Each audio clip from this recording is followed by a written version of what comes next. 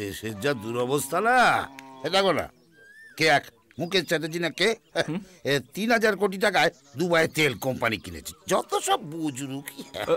দাদু এরকম বলবে না, খারাপ লাগে। কেন? কেউ যদি তোমার বাবার নামে এরকম বলে তোমার কি ভালো লাগবে? বাবু, আমার বাবা। বাবা আমার তোমার? বাবা। ও তাহলে দাও ৫০০ টাকা দাও, আমার ভুল হয়ে গেছে। না কেন ভাই, আর কেন দেবে না কেন? দাও দাও। কেন তুমি ওর কাছে টাকা চাইছো কেন বাবা?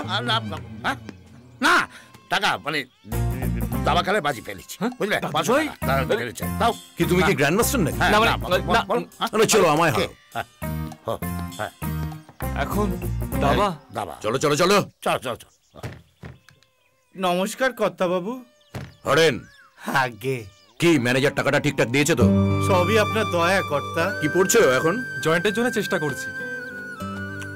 আমিও সব ঠিক বুঝি না, কিন্তু দেখো নিজের পায়ে কিন্তু ঠিক করে দাঁড়াতে হবে।